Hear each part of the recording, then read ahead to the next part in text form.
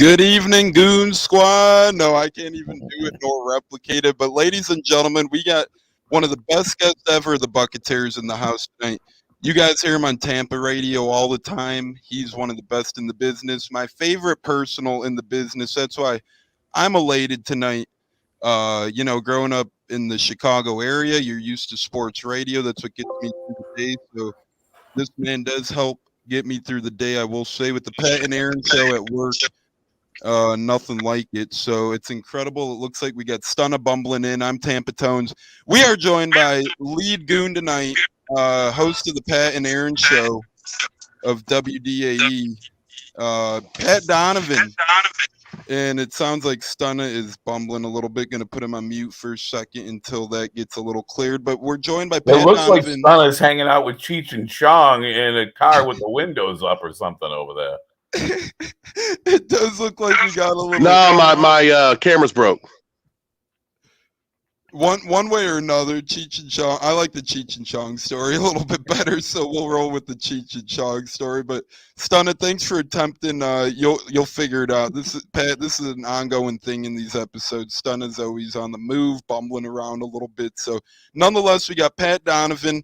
You guys could listen to him on WDAE every day. I'm trying to think of what time. For me, it's 11 to 2. So for you guys, normal Tampa people, it's 12 to 3. And me and my buddy Rodolfo, who shares an office with me, we can't get enough of these guys. Without further ado, Pat Donovan from the Pat and Aaron Show. Pat, thanks so much for joining us tonight. We do appreciate it. Yeah, good to be with you guys, man. Yeah, like I said, it's crazy. Just listening to you earlier today at work and now listening to you on the Buccateers. So we're excited to get to pick your brain a little bit. You do a great job at post-game pressers when you're there. You just do a great job keeping people entertained on the radio last year or 2 years ago. Can't even tell. But during COVID, you and Aaron even brought kitchen into things. You guys always keep it entertaining, keep it moving. Balcony giveaways. We all remember those days. So fun times at the Pat and Aaron Show, 95.3 WDAE, 620 AM and iHeartRadio, all good options there. So nonetheless, Pat, you're obviously most involved in terms of being around Tampa media and whatnot. What's going on in terms of Tampa? What's the word in the media? What do you think is happening? Back-to-back losses to backups. We obviously seen a little blip in the road last season, lost a couple consecutive games last season. Then the bye week hit. It seemed like we came out of the bye week struggling against Minnesota, cleaned things up in the second half, never looked back since. I was hoping for the same against Washington. We came out of the bye, struggled in the first half, never really turned things on in the second half. Would you be concerned at all? I keep telling people we're injured still. I'm not really too worried about it. It's a thing we could clean up and fix. But a lot of people keep bringing the same comments and questions back to me that after the bye week last year, we looked better. Well, this year, different story. Very different story, right? Yeah, you're right. There are a lot of guys hurt right now, but at the same time, I can understand why people were disappointed and a little bit surprised by the effort coming out of the bye week to play the way that they did. It was disappointing, and I think if you have any other quarterback, you're much more concerned today than I think a lot of Bucs fans are. We saw what happened last year and how unlikely that run was, and to think that this team couldn't get healthy and duplicate that, I think is probably, especially when you look around the league and what's happened the last couple of weeks, who is the best team in football? I certainly have no idea. I said yesterday I thought it was the Rams, and then we saw what happened last night. There isn't a best team in football. There's no runaway MVP. The NFL has got to be thrilled because if you think about it, they're getting the parity that they really want right now.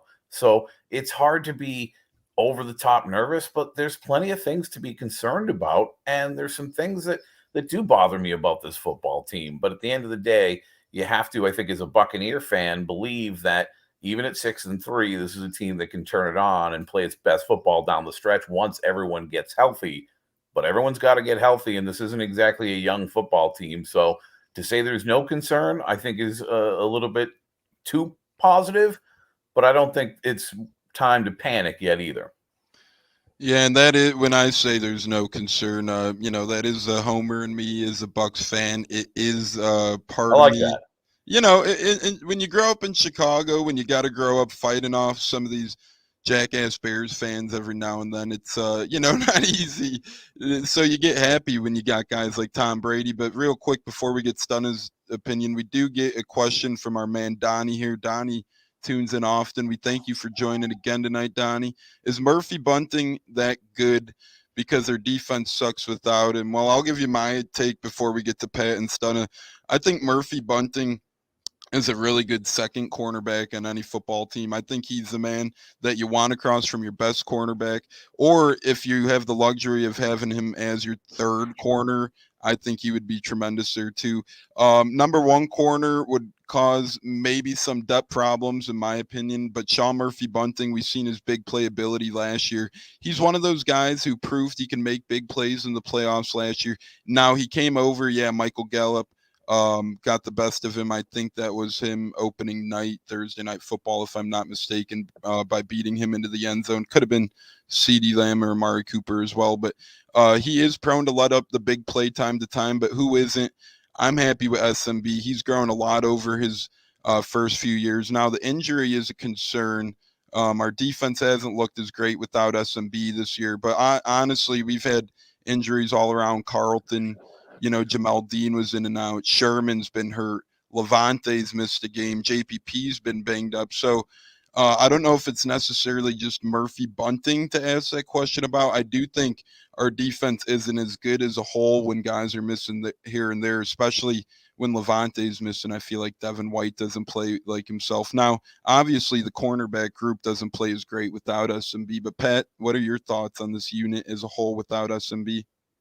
Yeah, he was actually, he was struggling a little bit when he got banged up, right? But he's a good young football player, and it's hard to kind of say exactly how much they miss him because they also are without Carlton Davis, right? As you mentioned, and to be without both of your top two corners is really difficult for any team in the NFL. So, if there's been times where I've been really impressed with the way that they've fought, and there's been times where they've looked like a team that's playing the 7th, 8th corners that they've started this season, right? When you get to guys like Pierre Desir and some of these guys. So, they've absolutely struggled in pass coverage, and we've seen some young quarterbacks and some quarterbacks that you don't necessarily expect look very, very comfortable against this football team, also because they're not getting enough pressure. But I'm very, very excited to see Sean get back, because what I've always liked about Murphy Bunting, and I've said very similar or the same things kind of about Carlton Davis, it's great to have great athletes, but I love smart football players, and these guys are a couple of really intelligent young men. And Sean Murphy Bunting has talked about what he's taken away from having this time off, and he says he's kind of gained a different perspective on the game, and he's taken this time to pick the brain of a guy like Richard Sherman, who spent so much time in this league. So this is a kid who hasn't just said, hey, I'm hurt, let me rehab the injury and get back to health. This is a kid smart enough to say, let me take this opportunity to really learn more about the game, see it from a different angle, get a different perspective on the game, and talk to a guy who's been an all-pro in this league and learn how to be a better corner from an intelligence standpoint. And because he is such a smart kid, I can't help but believe that that's going to be very beneficial for him. So I'm very excited to see what he looks like when he gets back on the field and back to 100%, because, again, it could pay some big dividends come January and hopefully maybe even February. Yeah, I totally agree there. That's one huge thing about the Richard Sherman signing. Even if he's not on the field, he is helping these guys off the field. You get that all-pro experience. And guys like Dean and SMB who have a good length to him, at least when they extend, Sherman's that perfect type of role model for those type of guys too, a guy who has a little more size. So, yeah, he's a really smart football talent. Stunna, what say you? What's up with SMB, and is he the big player on this defense like Donnie's asking about? Well, when we lost SMB, I got Tim Wansley vibes. This happened the last time we won the Super Bowl. The next season, we got hit in the secondary, and you just look at the way that we played this year. Teams have definitely taken advantage of our secondary and attacking us that way and attacking us through the passing lane. I'm a lot more concerned this year than last year, because last year we never lost to a non-playoff team. So I am concerned about that. Although Riverboat Ron and Peyton have always had a hard on for the Bucs, So and when we talked on our preseason game, I predicted the Washington game to be one of those games I was scared of. You But did. as far as I was just gonna say, as far as the best team in the NFL, it's definitely coming out of the NFC. When the Lions tie Pittsburgh and the Ravens go to overtime with Minnesota, you know that the NFC is back to being a powerhouse or dominant conference. And Minnesota went on the road this weekend, and actually I'm on a Sunday morning show. It's a CBS affiliate in the Dixie, Florida area called the Handicappers. And I said my one big thing heading into Sunday was, because like Stunna just said, the NFC is so much better than the AFC. My bold prediction of the week was by day's end, AFC West will only have one team with 6 wins, and that was only because the Raiders were playing the Chiefs, so one of those teams had to win. I predicted the Eagles to go on the road to beat Denver. I predicted Minnesota to go on the road to beat Chargers, just because the NFC plays pepper football. Obviously, Chargers got the best of the Eagles a week before, but give us our mid-pack teams over their mid-pack, although AFC, you don't really know who's going to come out of it, but I do agree that the NFC is superior. And before we get to Donnie's next question, we got a comment from Cleve and me, a wrestling podcast. Love Pat's work. We got another positive Pat fan in the house. Pat's giving the salute. You see the Edge. It looks like Edge is, and that is Joe. That's Joe from Cleve and me, I believe. So thanks for tuning in, Joe. Yeah, Pat, Joe works with me too. He's in the office. He hears you and Aaron gooning it out sometimes. I always tell him it's like, Brian Danielson's coming on, or Jake Paul's coming on, or, you know, every time. I believe you guys had Bianca Belair before. It's just always incredible. Or someone on your, I think that might have been Beckles and Retcher. It might have been, yeah. Had Bianca Belair, but nonetheless, it's awesome, man. Awesome. And another quick comment from Cleve and me. It's crazy to say I have zero concern for the Bucs after the last game. Doesn't matter how healthy and good you are now when you have Tom Brady. It matters in December and on, just like last year after 7-5. What's your thoughts on that, Pat? No, I agree with that, right? And everybody always says it depends a lot on how you're playing and obviously how healthy you are in December when it comes to what's going to happen in January. And as long as we see this team kind of get healthy and turn it on, I think that there's no doubt that they have to be one of the favorites to represent the NFC in the Super Bowl. And, you know, it's going to be interesting because we're at a point now where I think we realize that Antonio Brown has to be back and has to be healthy and is crucial for this offense. And we talked about this last week on the Pat and Aaron show earlier this week. I thought that Antonio Brown was a luxury. I thought Antonio Brown was a player that was like, okay, very good football player. He's obviously going to do some good things for this offense. They don't really need him. You know what? We found out they do. He's crucial for this offense. And when Tom Brady needs big plays, he's looking for Antonio Brown. Yeah, I was there at that Miami game, and that was a perfect example firsthand. We were badgering a little bit back and forth with Miami. The Miami fans were getting loud and ragey. You know, they brought their A game, and who did Tom Brady go to when he was in need of a big play? It was Antonio Brown. And Antonio Brown, it wasn't only one time that game, it was twice, it was 3 times. Obviously, Evans, Godwin, not taking any way of those guys, obviously capable of the big plays, but AB, there seems to be some sort of comfortable factor there with Tom Brady. We've seen him get brought into New England, and now we've seen Bruce Arians actually change his mind pretty much because of Tom Brady. At first, Bruce Arians said, no chance, next question, we don't want him here. And then, what do you know? Bucs signed Tom Brady, and what do you know? AB magically becomes a Buc. So you never know how things play out. And AB seems to be like, with his injury occurring, offense seems to be a little stagnant. Like you said, I'm in agreement that I thought it was a luxury as well. And now here we are. It seems that perhaps he's actually the X factor. And 6 of my 7 fantasy teams are sure hurting, as I have him on 6 of my 7 leagues. So I don't know how you do it. I can't do 7. I got 1 this year, and that's the first time in a while, actually. Sometimes I don't even know. I'm in 7 football, 2 basketball, 1 hockey, 3 baseball. Sometimes I'm not even sure, like, who's on my team, who to root for. But at the end of the day, it's always like, give me my Buccaneer when in doubt. So I got AB in 6 or 7 of those. It is hard to keep up with, couple in Yahoo, couple in CBS. But Stunna, what say you? AB is that big of a deal for this offense, like Pat and I are saying? I think he is, and I think I was in the same mindset as Pat, where I didn't think it was a big deal, but not because I undervalued AB. It's because I overvalued Tyler Johnson. And you have to have 3 dominant receivers to win the Super Bowl. The last time the Bucs won the Super Bowl 2002, we had 3 dominant receivers: Keyshawn Johnson, Keenan McCardell, Joe Jurevicius. And last year, of course, we had 3 dominant receivers.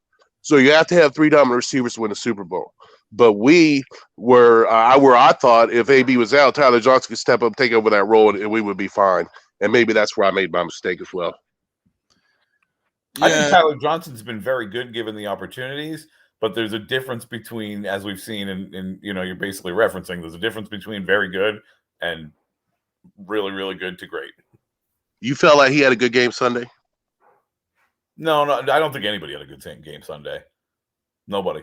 Not a single player. And I know Devin White had a billion tackles, but that's what happens when you're on the field all day, right? That is true. I mean, I don't think anyone really had that good of a game Sunday. And although, like you said, Devin White's stat sheet was gaudy, but when you're on the field, I've seen a couple people say when you're starting linebacker, that should kind of be the outcome almost, especially as that, dominant middle linebacker you're expected to be. And nothing against D. White, but when you get a sack and then the next play, you let up a first down to Ricky Seals-Jones in coverage, that kind of negates a sack a little bit. So, things to clean up all the way around. I don't think anyone had a good game out there Sunday as well. No. We've seen Ali Marpet get beat. We never see Marpet get beat. Sadly, Marpet got beat a lot on Sunday, and it caused us interception. It looked like that throw that Brady made to Mike Evans early on in the game. It was a bad throw by Brady, but you watch the film, the All-22, and it shows that he actually was forced to throw it like that because Marpet let up pressure to, I'm drawing a blank on the big boy for Washington, but he's a heck of a ball player. But he burst through. Who? Allen. Yep, Allen. Thank you, Pat. Allen burst through that hole like crazy. Got there, boom. Hit Brady, and actually since that play, then you started seeing check down city. So. Yeah, we'll see what happens. We got another question for you, Pat. Last question as an outsider. I just want to say quickly, like when it comes to Devin White, right? Like Devin might be my favorite kid on the team outside of Gronk. Gronk's just a lunatic, and I love him. But Devin might be my favorite kid on the team. I think he has defensive player of the year kind of ability inside of him. Although we haven't seen that this season, he just hasn't made enough plays for that. But I think he's that kind of player, and he might be my favorite kid on the team. But last Sunday, I don't think anybody played well. I'm not going to give anybody credit for playing well in that game because I just thought it was a joke. And it was kind of wild too. In our group, we got like a Bucs fan chat, and I was literally saying to all the other people the week leading up to Washington, the thing that differentiates the Bucs the past couple of years is we don't lose to the teams that we should beat. If you're a really good team, if you beat every team you're supposed to beat. Sunday was the first time I felt like in a long time. I know we were favored in the Saints and Rams games technically, but those are both reasonable losses. Yeah. Sunday was the first time in a long time I felt like, man, we got beat by a team we're supposed to beat. So, not ideal, not good. Like you said, Devin White tore up the stat sheet, but when you lose, it doesn't matter. When you let up first downs, it doesn't matter. When you let up 12-minute drives, it doesn't matter. That's just not good football all the way around there. So we'll see what happens. You expect cleanup. You expect a different game plan this week, perhaps. So a lot of things coming here. We got another question for you, Pat. Last question is an outsider from Joe. I'm an Indy Colts guy. Does he, I think meaning you, see them as a threat in the AFC with all the purity? And I'll let you answer that before we let Stun and I share. Do you see the Colts as a threat in the AFC at all with winning the 7th seed or perhaps in the South? I think he was trying to say parity, but Carson Wentz does look like a very pure guy. He also looks like a guy I'm having trouble really believing in him and in big games and big situations. And when it comes down to can they win the AFC, they've got a pretty good football team. And I love Darius Leonard. I love some of the players on that team. I think they've got the best guard in football, right? But at the same time, I don't know that I can believe in Carson Wentz. And he's going to have to show me more consistency, no falling down in the end zone trying to throw the ball with my left hand up into the air just to give up a touchdown. And like he doesn't always strike me as a smart quarterback. And I know he's not a dummy. Like, I've heard the kid speak. He's not a moron, but sometimes he plays football like one. And I don't know that I believe in him as a guy that's going to lead the Colts to a Super Bowl. Certainly not this season. Yeah, and Stunna, we're going to ask you the same thing here in a second. That's a great point because the Colts are 5-5 right now, and Carson Wentz's numbers are pretty good. They look really good. But if you actually watch a game, like you said, it's been those 2 or 3 plays that have perhaps cost him losses. They could have beat the Rams if he didn't have a throw like that where he threw it underhand. The Colts were going in, intercepted by the Rams. Colts ended up losing by not much. The game against Tennessee, they lost. He had a similar throw like that. He had a turnover in overtime. So it seems like he's doing a lot of good this year, but in clutch moments, it's been a little opposite. All those numbers suggest otherwise. And I will say he's like a lot of quarterbacks in the NFL, right? Like he can win for you, but you better be pretty damn good around him. Yeah, it's like a yeah, you're right. He is. He kind of reminds me of like exactly how they were last year with Phillip Rivers a little bit. Rivers was good last year. Towards the end of the year, it took him a half to learn it. It seems like Carson Wentz is doing better, but Colts do have a pretty good team around him. So I viewed that game at first. Not gonna lie, when the way the Colts started, 1-5 football or 2-4, whatever it was, I was really thinking easy win in my head. Going to Indy isn't going to be a joke of a game by any means. The way that defense could play, the way Jonathan Taylor runs the football, the way Michael Pittman could get by defenders. Stunna, what say you about Indy and if they are contending for AFC playoffs? I think Indy got to make noise in the South. You know, they're in an easy division, so they should pick up wins. But the Super Bowl is about who got the most momentum. We were wild card last year and we rolled through. I definitely think Indy's a legit threat to the Bucs, and I only say that because of the way our run defense has played this year.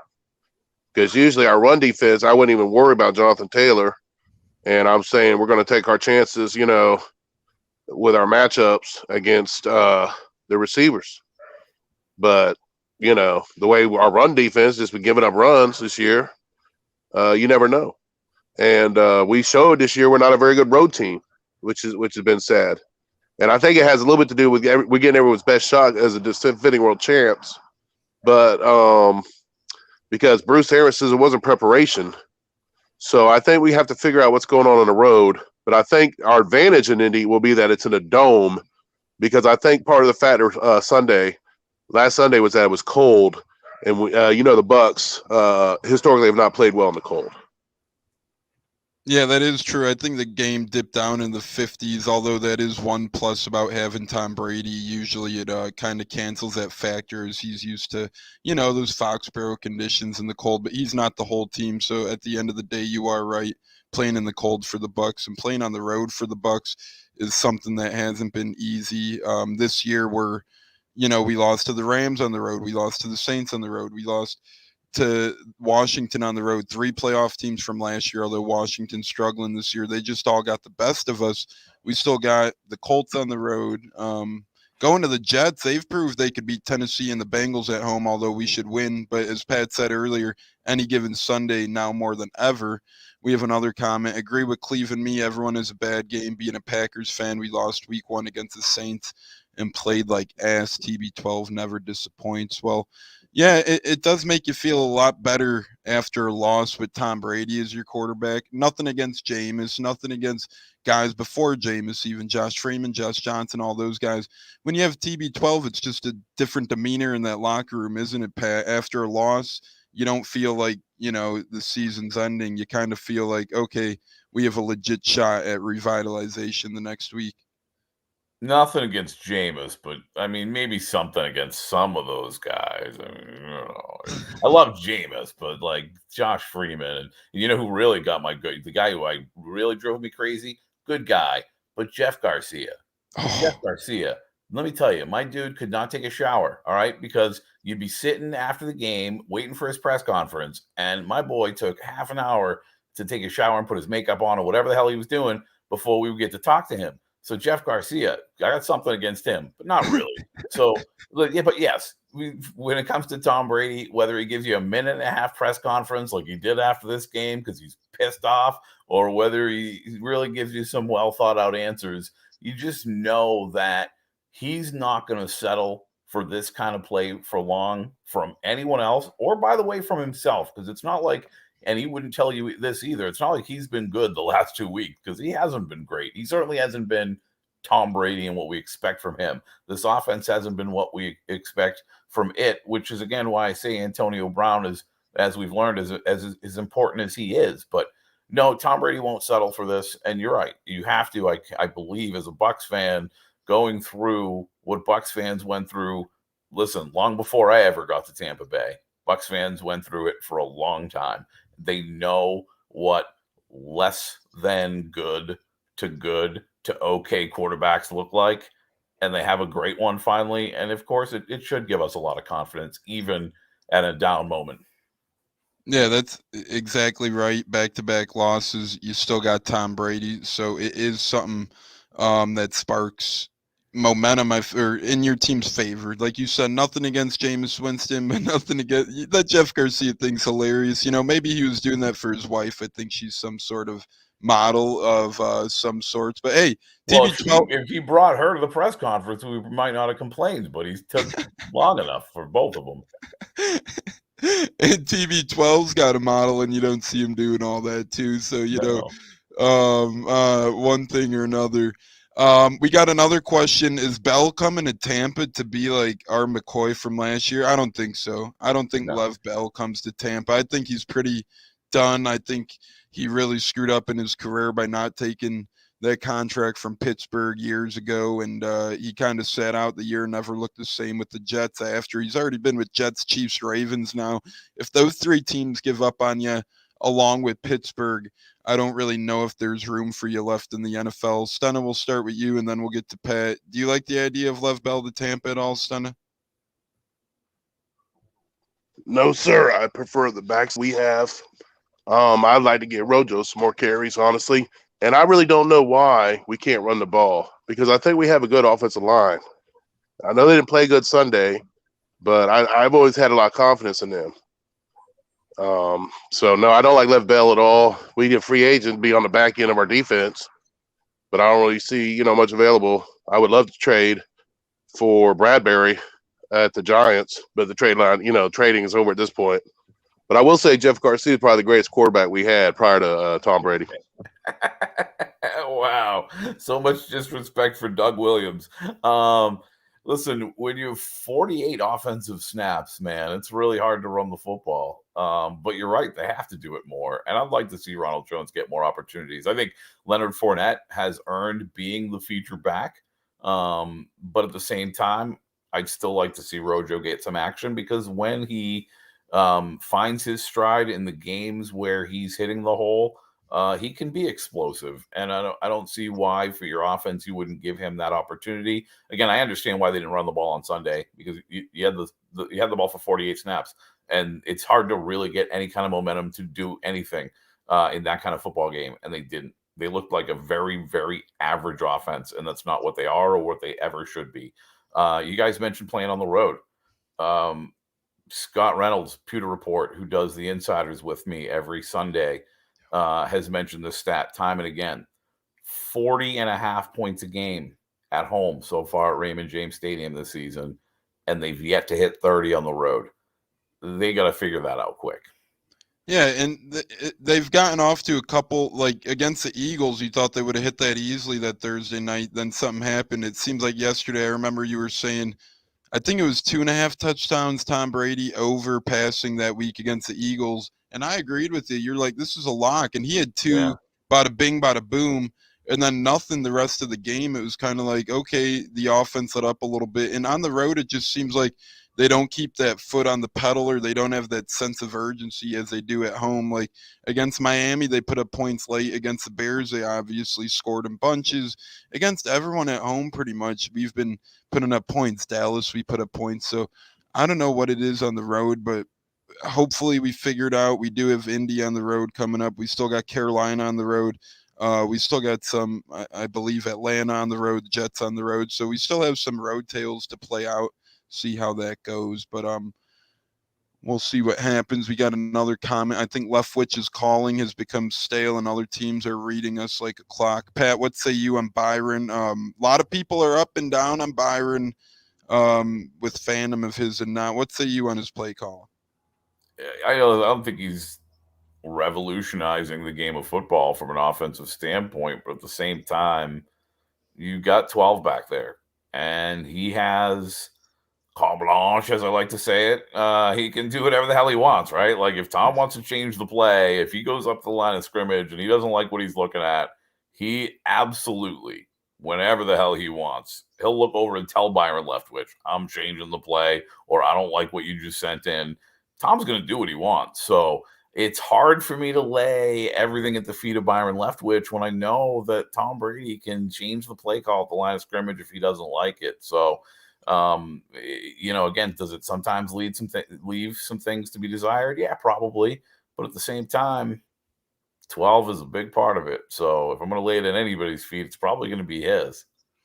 Yeah, and we've visibly seen him, shake off or tell Leftwich no at points and times throughout the year. And it just seems like, he obviously has the power and ability. And there were a couple clips where he did have Evans open down the field, but he was deciding to check down. So I agree with you. I think it's just as much Brady's decision, if anything, as it is Leftwich's decision. And as Stunna keeps alluding to, we're the champs now. We're getting different energy from opponents. You don't get, last year we were coming off a 7-9 year, and sure, we had Tom Brady and a couple other good guys, but we were still the Bucs at the end of the day. Now we're Super Bowl champs. You're getting every team's best effort. You're getting a target on your back. I mean, that was Washington's Super Bowl pretty much, that win the other day. So we'll see what ended up happening. Actually, they're only a game and a half back of the wild card, perhaps, as crazy as that sounds. At 7 seed is an absolute mess right now in the NFC. That's why it's so important to get the 2 or the 3 seed as well, or the 2 or 3 seed as well.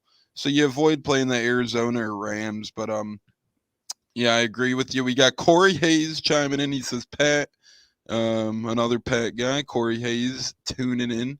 And then we got another Colts Bucks question. Will we see Nelson? I think he says Nelson versus Vea. Obviously, Quentin Nelson, great offensive tackle, are still injured. Pat, do you have any more info on Vita Vea? You're hearing a couple different things right now. Do you know anything, or his timetable, perhaps? What we're hearing, and I don't know that they've laid out a timetable, but the good news is he's not going on IR, which you can throw a guy on IR now for 3 weeks.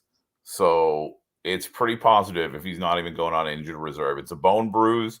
And I think there's some things, something going on with the MCL from what I've heard, but it's not major. I don't know that they're going to rush him back. I absolutely love what they got out of Nacho when they don't have Vita out there. And listen, it's great to have both of them.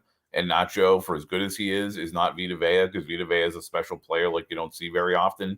But I want him to be 100% healthy, and I much prefer him be back at 100% for the playoffs than see what would be an incredible matchup, right, with Quentin Nelson against Vita Vea. But I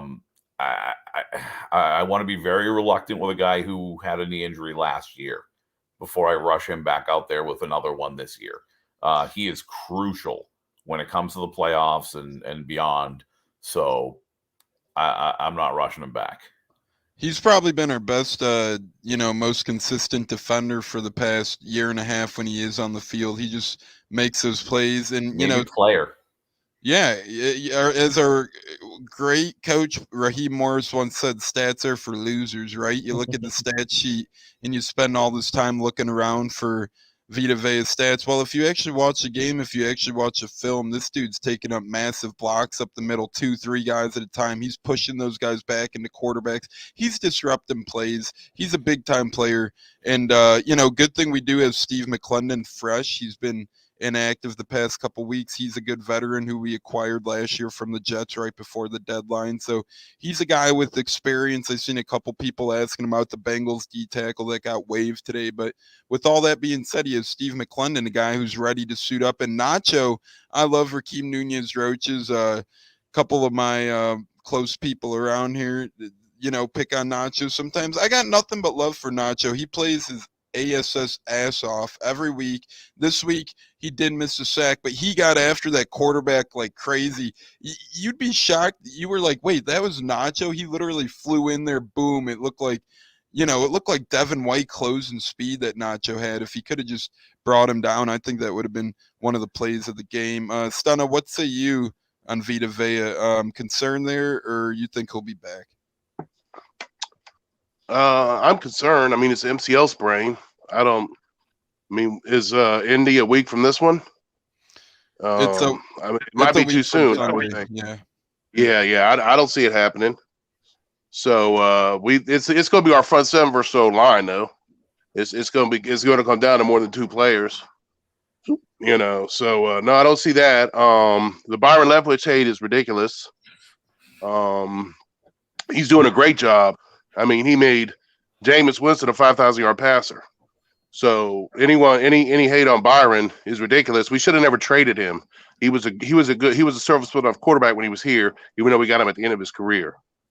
And Pat, what I meant was that we had a franchise quarterback since 2008. So 2008 to 2020, the Buccaneers were without a franchise quarterback. That's fair. Jeff Garcia got thrown in the GOAT convo mistakenly for a quick second, but cleaned up quick. But anyways. By the way, on Nunez-Roches too, you said some people maybe tell you that they don't like him or whatever. What a lot of, I think, fans and sometimes casual fans especially don't realize is, I think some people believe you've got to be a great player to be a leader. And anybody who's been part of a great team, and I don't care if I'm talking about a high school team or a college team or your intramurals team, sometimes there are guys who are crucial from a leadership standpoint, from an atmosphere standpoint, and I'm telling you, you won't find a guy who's been to Bucs practice during training camp and has been there and has seen Nunez-Roches and the way that he talks during practice. You'd think that guy was the best player on the team. And that's not to say that he sounds cocky. It's just that he is a leader in a way that some people think you need to be a great player to be. So while he may not be one of the best players on the defense, even though I think he's better than people think, that leadership and that energy that he brings to the locker room is much bigger than I think people realize. Yeah, and I definitely agree there. I remember it was a couple weeks before the Super Bowl last season, and I just put out a tweet that said, watch out for Nacho to make a big energy play in the Super Bowl. He's that type of player.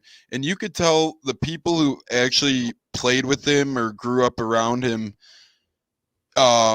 realize that too, because I tweeted a picture of Nacho and that quick little statement, boom, 300 retweets, likes, and it was all his family, his friends saying he's going to have a big game, he's going to have a big game. And he had a nice play. He ran Mahomes out of bounds early on up the sideline, which was actually a nice little play by Nacho, good hustle play.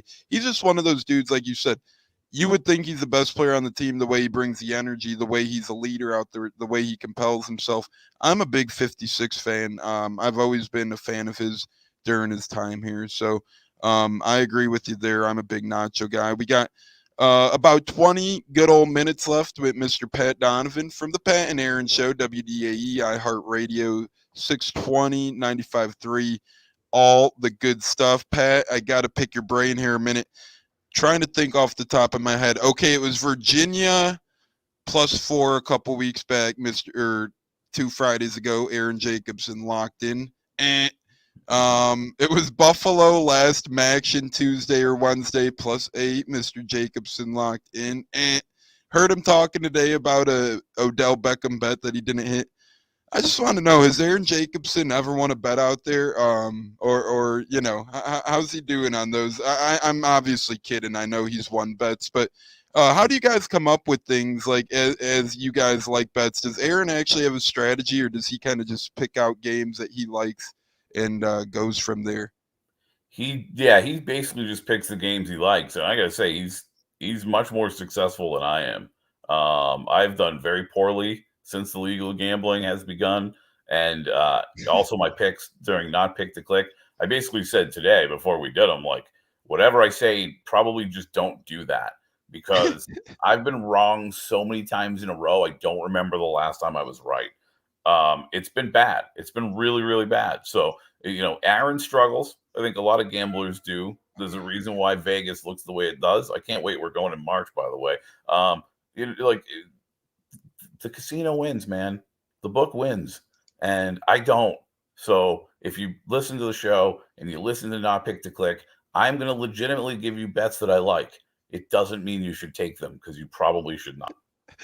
No, hey, I'm all here, you man. I mean, one way or another, I've been doing it my whole life, and Aaron or no Aaron advice, I can't seem to hit a water with the ball out of a boat. So I can agree more. There's a reason why Vegas is open, and you're going to March. That's awesome, but March Madness going on. You better make sure you limit yourself on what you bring and what's available there, because you know what? I probably won't even do any sports gambling out there. It's me and the wife. We're gonna do the shows and the strip and all that crap. So I might maybe at one or two like small bets or something, but I probably won't even hit the book.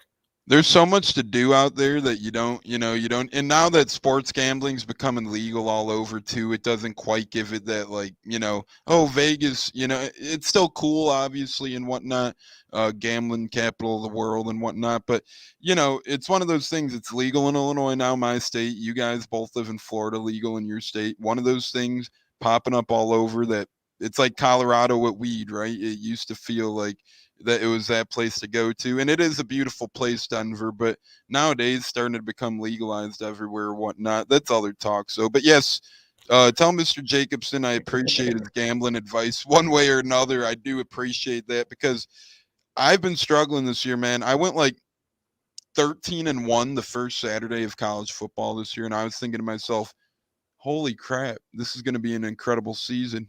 Ever since then, nonstop, payday money into the account, rough, but better times ahead. I did hit George Kittle first touchdown scorer yesterday times 1,500. So there you go. Yeah, $10 paid out, $150 on that puppy. So solid when things like that happen. But one other question about the lovely Pat and Aaron show. For the goons out there listening, or obviously the fans of the Pat and Aaron show, we consider ourselves Goon Squad. Buccaneer John, the mythic figure, how did he start factoring into the equation, your guys' episodes? Where did lovely Buccaneer John come from? So John's been around Tampa forever. He used to be part of this big Bucs fan, and he actually doesn't. He lives in like Alexandria, Virginia now. But he was part of this Bucs fans club. He had a bunch of writers, like phone numbers, and would call them all the time and stuff. He's been calling the radio station forever. It's just that nobody else lets him on the radio because he's Buccaneer John.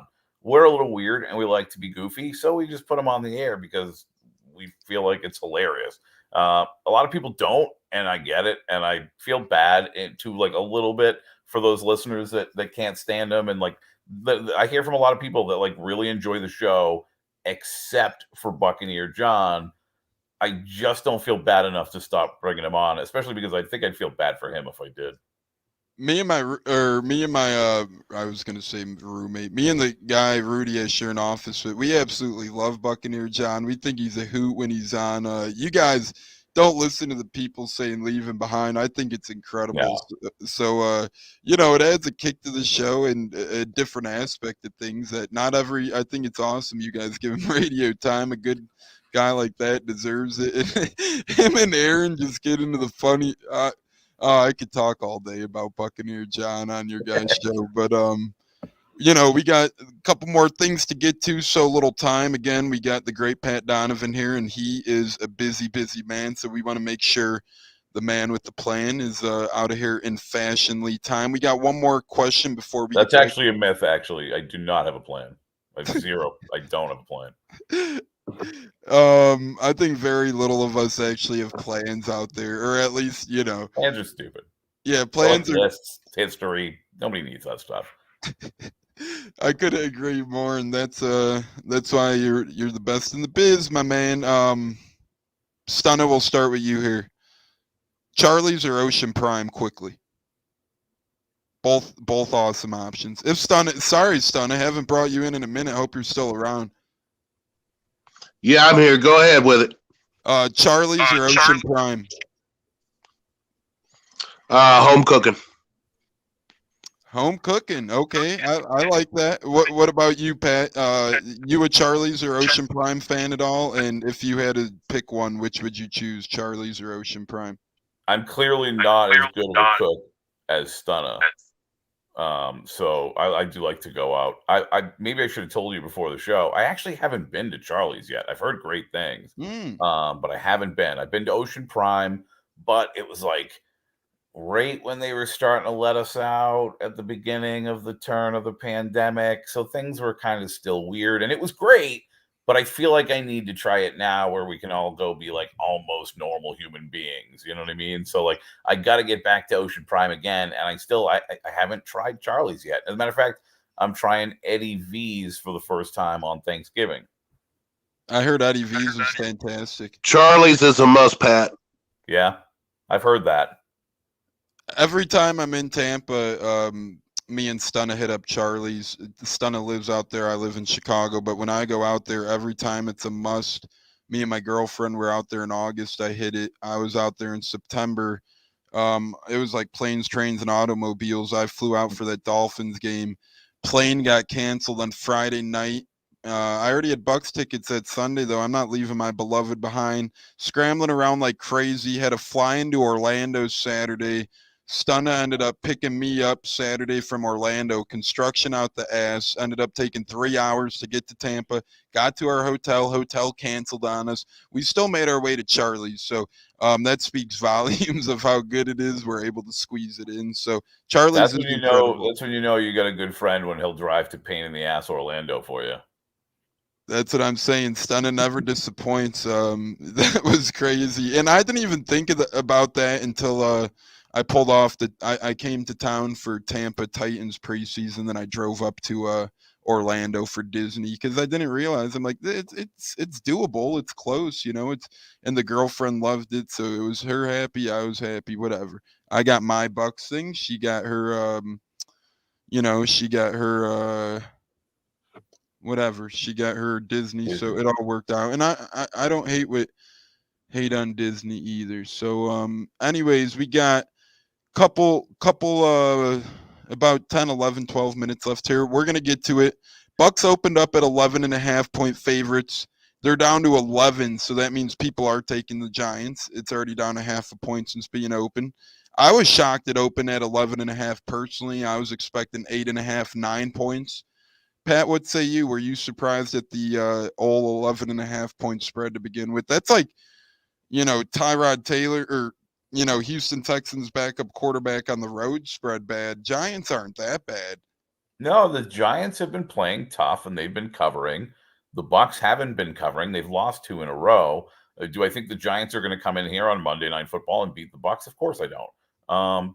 Did I think the Bucks were going to go to Washington and lose on Sunday? Of course I didn't. So I mean, it's hard to be super confident, but no, I don't think it's a lock that they cover by any means. Again, I believe they'll win, but 11 and a half, even 10, I don't think I'd be touching that at all.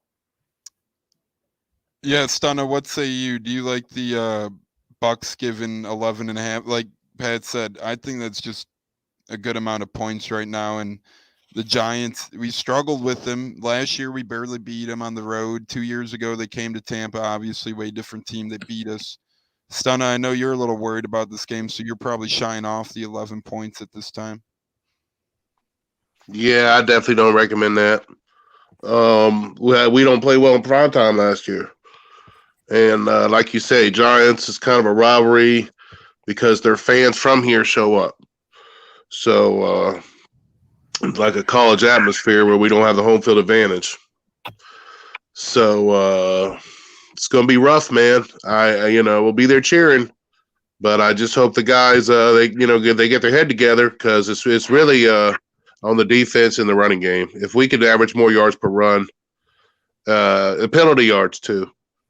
Those are the three factors that I see hurting us. For the Giants, who I think have a better defense than the Redskins, plus I think they got Saquon Barkley back. So that's why I'm really worried about it. Yes, I think their defense is pretty solid. And we haven't played well against good defenses, as you see with Saints and the Redskins, Riverboat Ron just dialing it up. But that's why I'm worried. Now, Stunna, real quick before we get to score predictions and MVPs of the game, Pat, Stunna has season tickets first row right behind the opposing sideline. Stunna, you got anyone you think you're gonna try and mess with, get into the head a little bit with on the Giants come Monday night? Someone you could target and perhaps get him out of the game a little bit?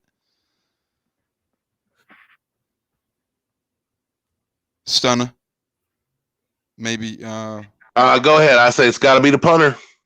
The punter. You got to get in that punter's head. Yeah, man. If you get him to shank it or to drop it, change the game. There we go. I know you've gotten into Kirk Cousins' head before, so we'll see if you could get into the punter's head. Score predictions.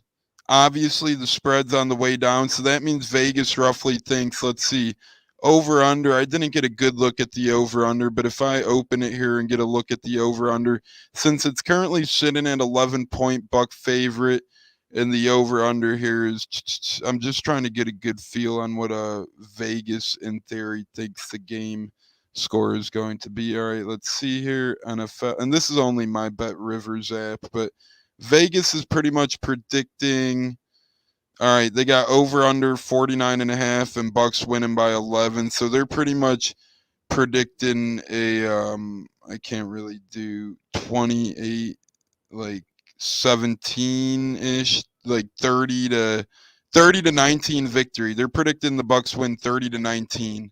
Vegas is right now. Pat, what do you see this game at? Because over-under is 49.5, so 30-19 would mean that it's a push in terms of the 11 points, and that would end up right at the 49. So Vegas has 30-19. How do you see the score ending in Monday night?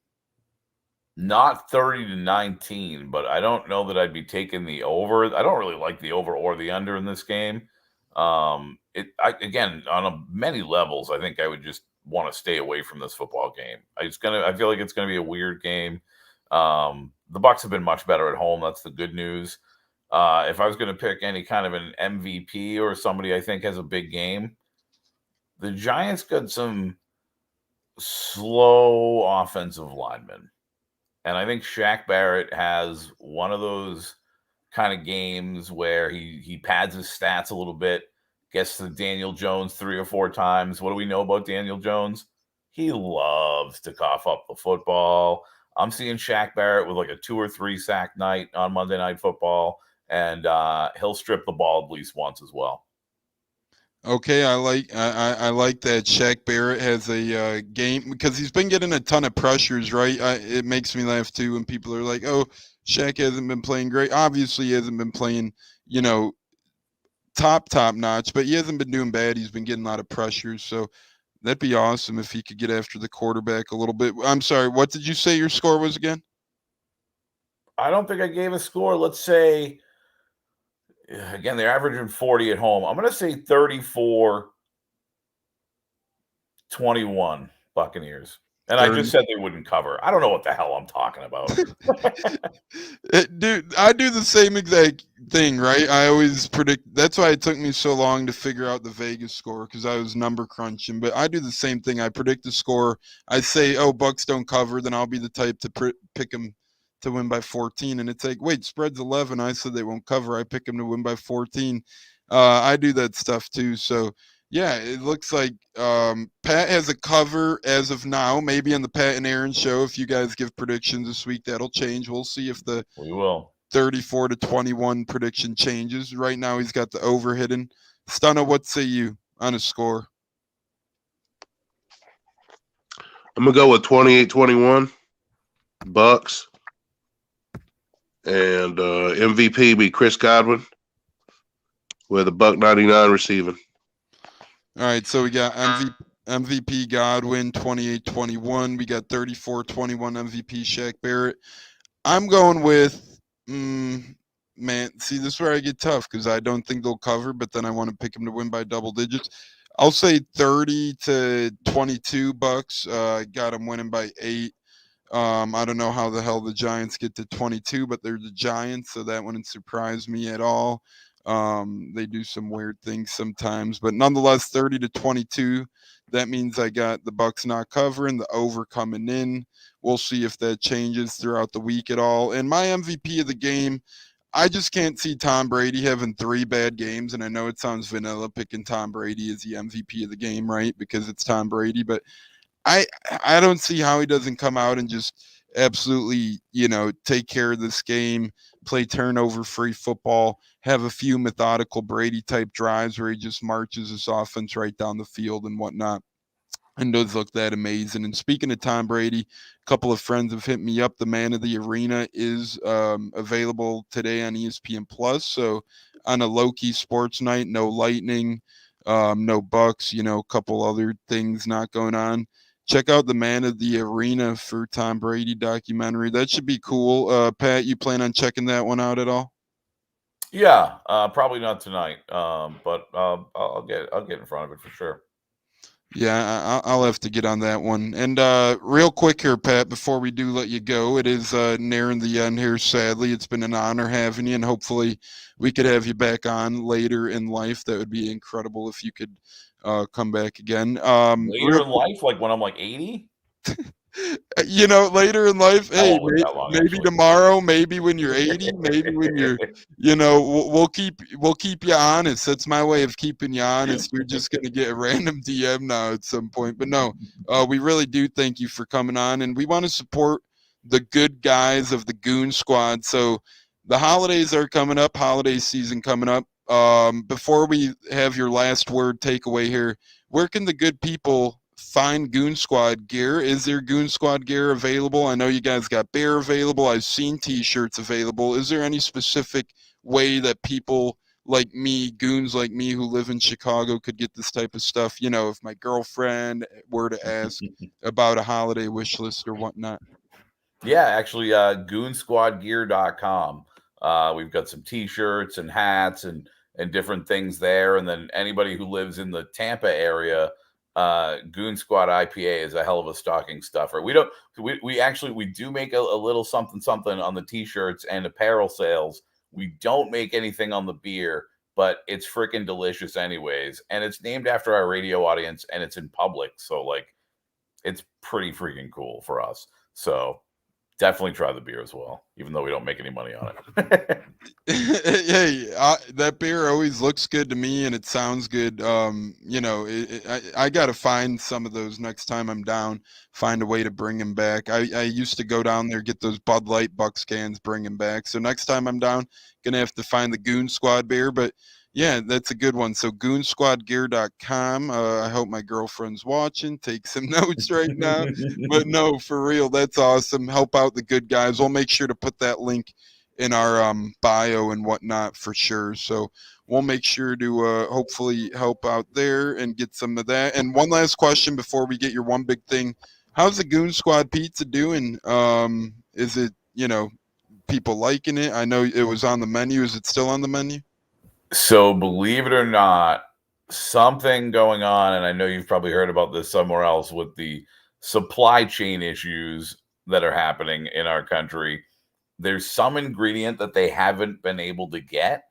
So, and I'm not sure which one it is, but we actually haven't gotten the Goon Squad pizza on the menu at the Wing House Bar and Grill yet. But I'm pretty sure it's still happening. I'm just not positive as to when it's going to happen. Hey, well, as long as it'll happen, and we'll wait on that. But anyways, Wing House, it's great. We're excited to try that eventually. It did sound delicious, the Goon Squad pizza. So you guys got gear, you guys got beer, you guys got pizza. That's why you're the best. Three of the best things you could have: gear, beer, and pizza. What's your one big thing, sir, as you walk off here and leave the Buccateers? What's your one big takeaway for the Bucks Giants on Sunday or Monday? And one last time, where can the people keep up with all your great work, my friend? Yeah, Pat Donovan Radio on Twitter, Instagram, all that good stuff. I'm on Facebook too, but Instagram, Twitter, at Pat Donovan Radio, and then of course iHeartRadio 95.3 WDAE.com and all that good stuff. And then I just, you know what, I want to see some energy. I want to see some attitude, but I want to see some discipline on Monday night as well. I don't want to see stupid penalties. And I said this the other day on our show. Please, I mentioned earlier, Devin White, maybe my favorite kid on the team. Antoine Winfield Jr., he's right there as well. They're not the only two culprits. There's a couple others on the defense as well. Let's stop celebrating insignificant good plays. I'm happy when you make a good play. I don't really care if you make a stop on 2nd and 7 to make it 3rd and 11 if you're going to let them convert 3rd and 11. How about we celebrate getting off the field? How about we celebrate making stops and winning football games and not insignificant plays? That's enough for me. Yeah, absolutely, Pat. I agree with all your insight there. A little less celebrate and a little more football plays. I think that would work great for us. Pat Donovan, can't wait to listen to you tomorrow, my friend. It's been incredible.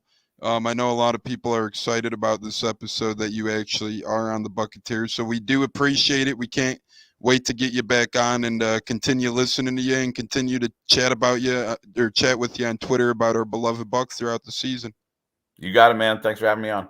Thanks again, Pat. That was the great Pat Donovan from the Pat and Aaron Show. Proud member of the Goon Squad, creator of the Goon Squad. And we talked about all the great places you could find Goon Squad gear, Goon Squad beer, and all the good stuff. So that was awesome having Pat Donovan on. Stunna, any words about having Pat on and WDAE in general? And as we get out of here, any last words on the Giants game? 620 WDAE is a great time to when you're driving around to listen to. I highly recommend it, especially with the music choices. Rather just listen to sports radio, and 620 is definitely where you want to be at in the Tampa area. Giants game, man. Bucks got to show up. Bucks got to defend our house. Bucks got to take it personal. You know, it's a big game for the fans. But we don't, we're not strapping it on. We're not going out there. Our team's got to show up. They got to represent.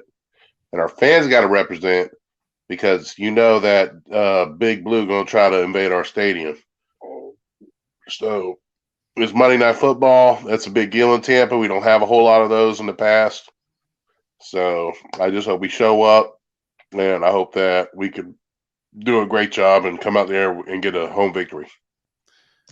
Yeah, and it was really like you said, great sports info and radio on WDAE, and it was really great having Pat on because during the week you go Ronnie and T Crash show, then the Pat and Aaron show, then you got Beckles and Retcher to end it out, then on the weekends you got Blobner and Wise. So you really got a group of good guys at WDAE. Tampa is lucky. Beckles is a good one. Pat is a great one. Aaron's a good one. You got some good ones over there. Like Stunna said, driving around listening. So yeah, it was awesome having Pat on. And like Stunna said, Giants always invading our town.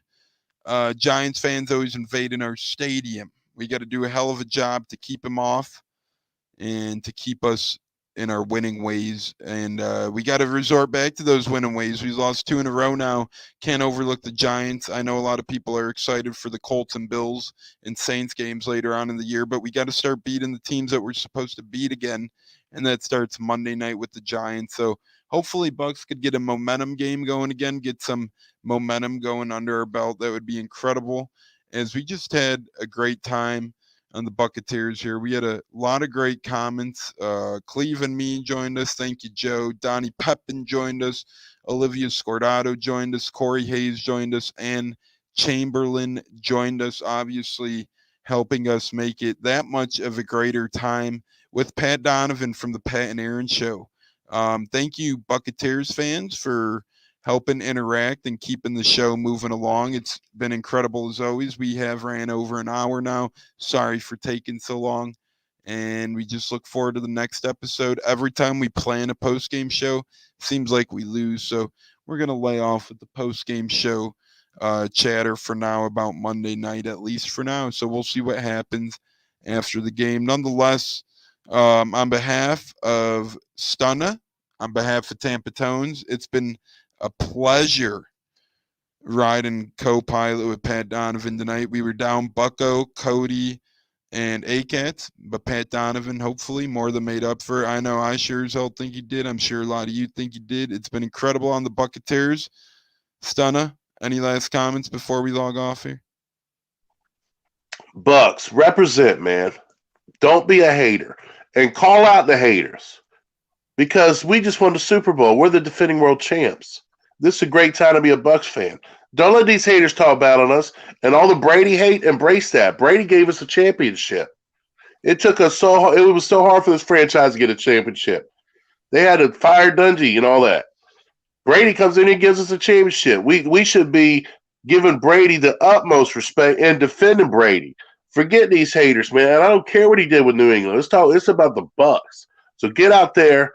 If you're a Twitter warrior, defend our team, man, and shut these haters up. Tell them to go pipe down and go back to their fan base. They don't even need to touch us. And go Bucks. I agree, man. They don't got to touch us. We don't need anything to do with them. Go Bucks. Let's worry about our own fan base. Let's do us. Let's continue to be the team we can be, and let's Buccaneer football. Bucks are Bucks, man. We don't worry about Miami. We don't worry about Atlanta. None of those. So let's keep it up. Let's keep our fans going. Let's be loud and proud. On behalf of Tampa Tones, once again, it's been the Buccateers, episode 55. Take away some of the pregame pods from last year, be about 70, but it is what it is. Pregame pod, or episode 55. It's been a blast with Stunna, riding shotgun with Stunna as always. We had Pat Donovan on. Programming update. You can find us this weekend, or you can find me this weekend Saturday morning on Dixie Football Nation, college football show, CBS affiliate with Armchair Quarterbacks. I'll be on there from 9 to 9:30 Eastern time. And then Sunday, you could find me on the Handicappers and Armchair Quarterbacks as we do our football show and picks over there for about an hour. And then we'll have a post-game pod about the Giants sometimes next week. So we got a lot of program coming out of the Buccateers, out of Armchair Quarterbacks. You name it, we got it. On behalf of Bucks Life Media, it's the Buccateers podcast. We have Pat Donovan from WDAE tonight. Good night, goons, as our friend would say. Wish we got him to say that, but we will next time. Anyways, Tampa Tones, Stunna, Pat Donovan, thanks again. Go Bucks.